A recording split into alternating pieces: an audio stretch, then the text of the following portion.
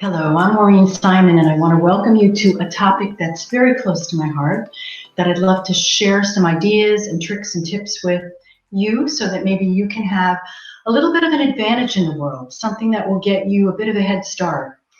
The topic today is finding our way in life, showing up as you. Why is it important to show up as you? Because you are special, you're amazing, you've got assets and resources that no one else has.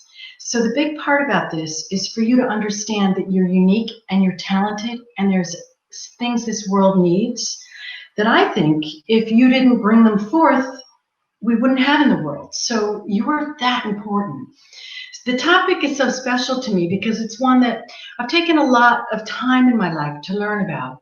I started out quite in early days realizing that I was a bit different in some ways, and we all are different. But in my life, it turned out that I was very curious about life, very interested in helping people, sometimes not timid, but unsure of where I would end up, but knowing that I had something to offer. That's how I started my life. So I'm wanting you to think a little bit about your life as you listen to this little presentation that I'm going to give, as you get a pen and a paper and you start to create something for yourself in the way of notes, something that you can take away.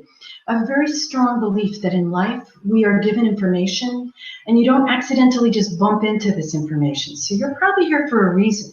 There might be one or two things that I say that are going to be important to you. One or two things that I say that you're going to want to bring away. So just take a little note. I'll give you a minute. Get a paper, get your iPad, get your computer, and come back and join me. And we're going to cover some tricks and hints around finding your way in life and showing up as you. So you've got your things, we're going to get going. So a little bit about myself. Right now, my work is around getting women clear on what their natural talents and gifts are and helping them to form businesses that reflect those values. I've done that for a while, and I've done it all over the world. So some fantastic companies have been formed from this work. And I've been very lucky to support women in Google, in the main technology companies around the world, in London, New York, California, and now I'm in Ireland. So from where I sit, it's really important to be able to create a pathway for yourself early on so that you actually know what your gifts and talents are and you put them to good use. So that's what I'm an advocate of. So it's why I love the topic. In my work with women, they're in business and they're creating meaningful contributions. Most of the women that I work with are, and this is also can be done with men, I just have to work with women, but most of the women are eager to find out more, to know what their talents are, to know what their gifts are, and to bring them into the world. So they bring me in and I would do that work. A little bit about myself. I grew up in New York. I grew up with Irish parents. My parents were immigrants to America. They had to work very hard and they had to create whatever they had from scratch. So they more or less started over in the United States. I, in school, was dyslexic, so I was able to be one of those creative people, but kind of the salmon that went backwards in the water and created a way of seeing things that really helped me to adapt to my world, helped me fit into my world, because my world was one where taking a test would be a massive challenge. I'd sit down to take a test and I'd go blank. I think the interesting thing about that is that you don't really have to be afraid if you're not fitting in a natural way, because there are ways to adapt and create your life so that you can actually be who you are and live the life that you're meant to be without being forced into a box. You know, we have to take tests, but we can still learn to adapt in the world and show up with our natural talents and gifts. And I'm really grateful to say also that there's more in the way of special needs services now being offered that weren't there when I was growing up. So I'm really grateful that that's available to many people, not all. So if you do have that way you feel you're coming at the world as a salmon, hang in there. There can be some amazing ways to use that as a resource, as a creative resource. Well, besides being dyslexic and learning to be the salmon, which was a really important part of my life that I've used across the board, I'll tell you more about that later, I found school hard. I found that I was not really one of the ones that wouldn't study and show up for a test and get an A. I worked hard to get every grade, and some grades aren't always great. I mean, I just had to keep going, and I had to keep allowing myself to see that I had really other gifts that were important. And thank goodness I saw that young, because it gave me a chance to really use them right from the beginning. I was outspoken. I loved people. I adored helping people. I'm noticing today the bullying whole trend that's going around the planet. Children who were bullied to me would be people I wanted to know, because I also felt they were different, and I also felt that they could teach me something that would help me to know myself better, and I could support them. So I was always kind of looking for people that were different, that, and there's no real norm as to what anyone is. It's just people that stood out, got bullied, didn't read well, or wasn't able to really fit in with the mainstream. That would be people I'd really love to know. And that's an interesting thing, I think. And these people are everywhere in our lives, and they tend to be the most fascinating people to this day. So I think so much of this is still true. I still love nature. I still love being with friends. I still love people. I'm still social. I'm still outspoken. So a lot of the groundwork that I laid as a young girl is still actively part of myself. But in life, I can say that there are many times you really sit back and think, life's throwing me a hardball. This isn't an easy one. This is one that's going to take some time for me to figure out. But these hardballs throughout my life have been what has given me my strength. The challenges that I've received in my life are what give me my ability to really show up and really bring myself to another level of both clarity and strength. So hardballs and things that feel hard can sometimes turn out to be your best friend. And I didn't really know that. As a teenager, I didn't understand that. I'd say, why is this happening? And is this something that everybody's experiencing, or is it just me? And so I'd have to work with that. But not feeling often understood totally when I was young. I guess you might feel that way too, that you have your own way of seeing the world, and you're not really, maybe you're a salmon, or maybe you are and feeling really part of a group, but at the same time you're feeling quite different. I think what I learned about that was that is just something we all feel. I think we all feel a little bit different because we are all different. So there's no one person that we all are a mimic of. We are all individual. And I think in my teenage years, coming to terms with that and saying that you do have a lot of strengths, you are different, you have some issues, but at the same time, you're really not like every single person. You're not like the average person, even. You are unique. I think that became a strength over the years. So I don't know if anybody feels that way, but I did. Sometimes not feel understood. And sometimes I felt like I needed to stand back and say, wow, do I belong here? And in school, we often are with groups where people are pre-chosen, or we have to make our way. We have to find a way to fit. So it can be a challenge, but take an inventory of where you feel different and where your strengths are in that circumstance, and where you also might want to turn the light on and learn something from it. Because everything is a learning opportunity. These challenges are great learning opportunities. The other thing I learned is that we really can't let other people take the wind out of our sails. Because if we let other people take the wind out of our sails, it's like a sailboat on the sea. It just deflates and tips over.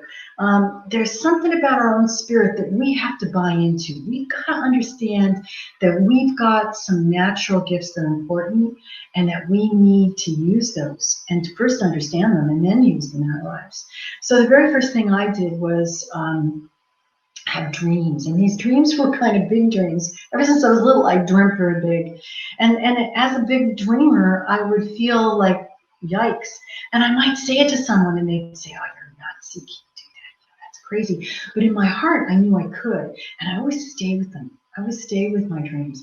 I always let my dreams more or less guide me, and it has worked out, I have to say, because this little voice inside of me that guides my dreams and tells me, that's really a gift of yours, go use it, or that's something you need to bring out in the world, bring it out. And I listen to that, and it has paid off.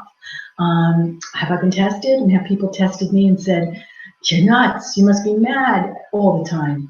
And has that taken the wind out of my sails? I'd say on a few days, but then I get back up again. That's the real thing, is to get back up again. And when people are rough on us, we want to let ourselves know that that's just part of life. It's not just you, it's everyone. And when we can take ourselves out of that it's me victim mode, know that it hurts, feel the sting, find one of our gifts, focus on that and move on, we just find our lives they just roll out a little easier.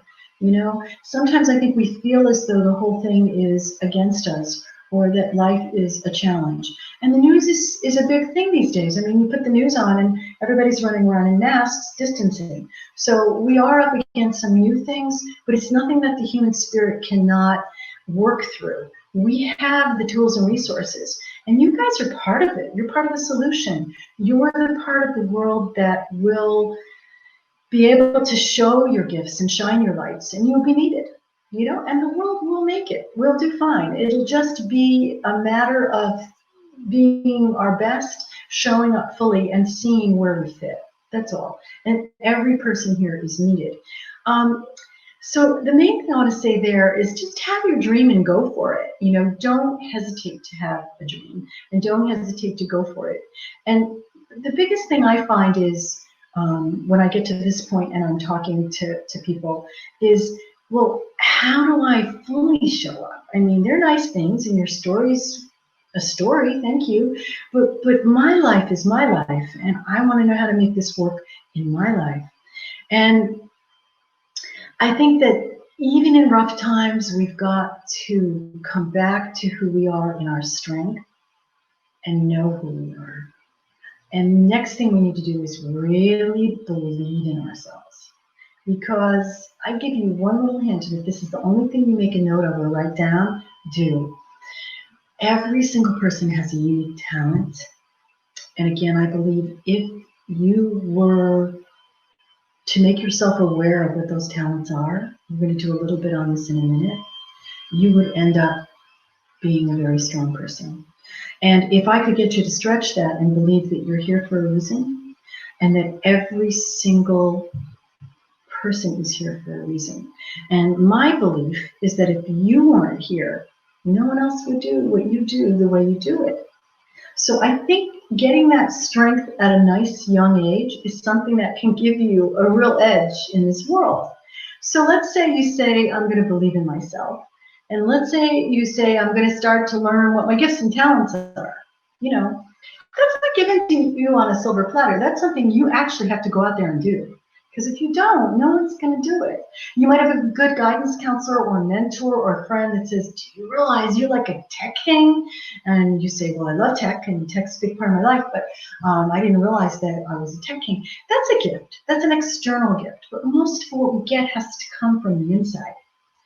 It's an inside job. It's knowing what we do well. It's self-observation. There was a major philosopher back in the day, and his name was Socrates. And the quote he came up with time and time again is, know thyself. And if you can know thyself, and you can actually start using those talents and gifts to your advantage and to contribute, the world will be a different place for you. If this feels big and it feels like, whoa, I'm just a kid, take the couple grains that make sense to you and run with them. And then let the rest go. But in every conversation, there's something to learn. So I think wherever this lands with you, and if it feels big, just take a bite and take it. And then it will lead to other things in time. Because that's the way knowledge is, wisdom is. It comes at you when you need it. And you might just need a bite of this. Take that bite. The other thing, when I think about how to do this, is when we learn what we do best and we believe in ourselves, that's the foundation. That's where you really start to shine. And then the other thing that comes along is, boom, change. So we think we're solid, we know who we are, we believe in ourselves, and we're all set to go. But then there's something that comes and hits us like almost in the back of the head, and it's called change. Well, change is eternal. Change will always happen. Some change is good, and some change is not good. We've got to get comfortable with change because things don't remain the same. If they did, that would be in science a word called entropy, which is like death. And so when we get into the world of change, we sometimes feel chaos and confusion, and we feel too much is going on. But if we can get comfortable with change and know that it's always happening, and know that this too shall pass, that this is going to change. This moment that I don't like will change. This isn't going to be forever. We can gain strength from a lesson. Maybe there's something that comes to us that we feel we got from that we could take away. The other thing that I think is really important is to go back to those strengths, to go back to what it is that you do best, and to actually start to create for yourself a way of building those into your every single day. So every single day, what you have as a strength is showing up in your life. That's a really nice thing, because then you become familiar with your gifts and talents. And I encourage that, because I think there's enough in the world that throws us, that if we don't get clear on our strengths and talents and own them, we lose them. You know, it's like use them or lose them. It's the kind of thing that you really want to have maybe a little pride around, or a sense of feeling good. And everybody deserves to feel good, and everybody deserves to use their strengths. The other thing that I think you can do to actually use as a tool here is to understand that feelings and emotions are very, very powerful knowledge bases. They give you so much information if you tune in. Like, for example, if you're having a rough day and you just feel frustrated, and that frustration is something that kind of keeps riding through the day, and you're like, I don't know what's going on, I'm just feeling frustrated. Sit down, take a breath. I do this all the time. I need to do this all the time. And then ask yourself, why am I feeling that feeling? You know, get yourself calm enough. Sit down, take a breath. Why am I feeling this feeling? What is behind this feeling? Do I need to do something? Do I need to change something? Do I need to say something to someone? Do I need to take a walk to get fresh air because I'm too pent up? Self-awareness will be the key to you actually living a good life and showing up as yourself. Because if you're self-aware, you know who you are, and you can place yourself anywhere in the world. So that's a really big advantage. So kind of tune in. Don't be afraid to sit, take a breath privately. Sit by a tree. Do whatever you need to do. Understand yourself. And that Socrates quote, know thyself, carries a lot of weight. You know, that's lasted forever. It's thousands of years old, and we keep going back to it. If you ever study philosophy down the road, the first one or the first people will be Socrates. And it's because that self-awareness of knowing ourselves, if you're 10 or 30 or 20 or whatever age, it's going to still be important. The other thing I think you have to do is have courage, because sometimes we get thrown off of our course, and that's really hard. So have courage to get back on the horse and know your direction, know your dream, start moving towards it. And it does take a little bit of determination. It's also really good to be able to get feedback from other people, because they can help you too. I mean, it's like there's a difference between feedback from people when you're getting back on the horse, beginning to use courage, or any of this, and just taking people's opinion without including your own feelings. It's a combination of two things. We know ourselves, and yet we need help. We reach out. So the next thing is really to reach out and ask for support. Get a good mentor, get a good teacher, get a good coach in school, get whatever you need. But don't feel you have to do this alone, because none of us do it alone. We couldn't do this alone. I think it takes a village to raise a child, a community, and it takes a whole community to have a support network around us for us to fully show up in our lives.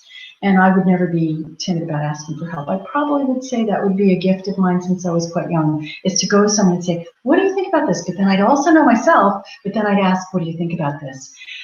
And the other thing that I think we could do that could be really, the volume could be turned up on this, is we could actually do a few stretches. You know, like not physical stretches in the gym, but stretches where we go out and do something that really, really is a step beyond where we thought we could go.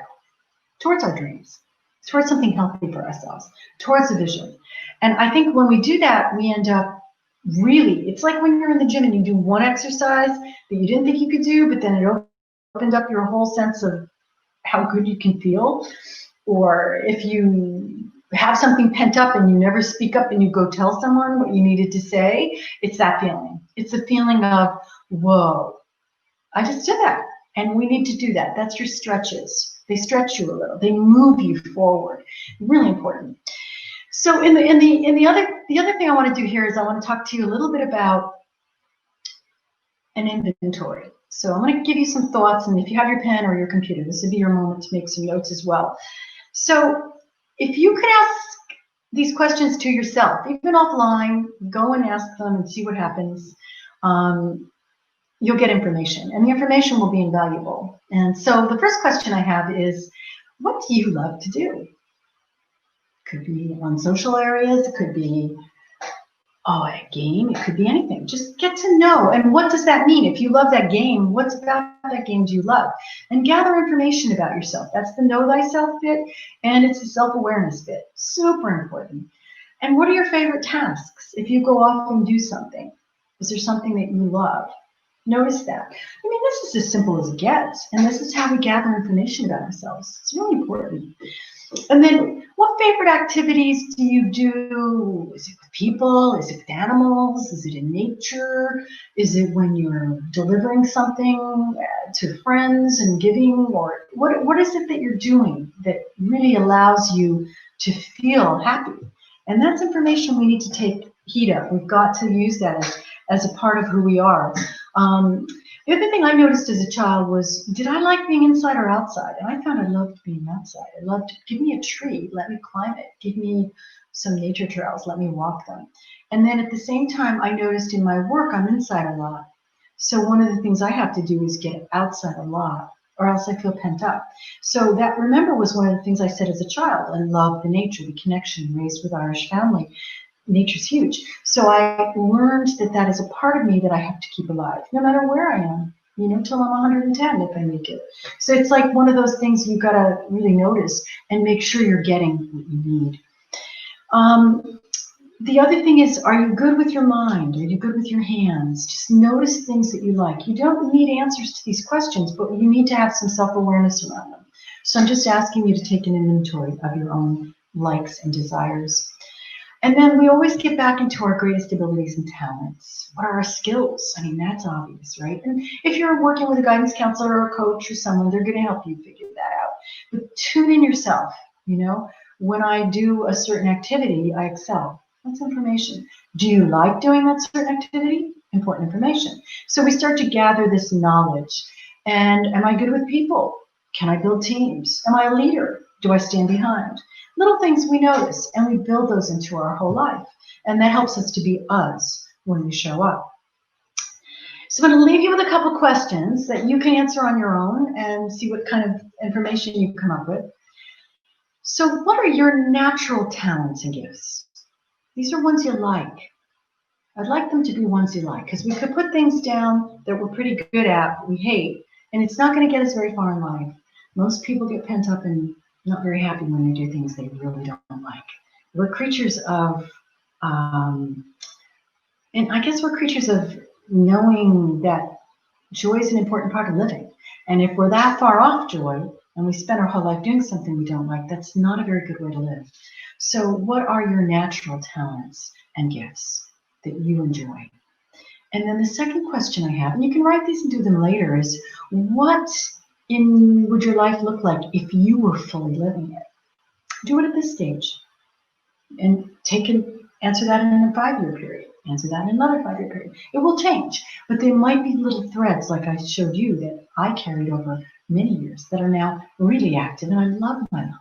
So it's something that you kind of have to tune into, and it will adjust over time. And then, what do you need right now most? Some people would say sleep. Some people would say exercise. Some people would say to tune up on a skill. Some people would say to prepare for a test. Notice what that is and give yourself the right time and pacing to build that into your life. So it's important, I think, to know what we need. And that I'm trying to get you to tune into now, so you always ask that question. And that answer will always change. So that's just a given. And I guess I want you to go away with any new ideas. So if anything hit a light bulb, write it. And the most important thing in the world is I want you to follow your dreams and to live your life as you, fully showing up, knowing that life isn't a perfect journey, but life can be extremely enjoyable and a very, very, very happy journey. So I wish you the best and have a good one.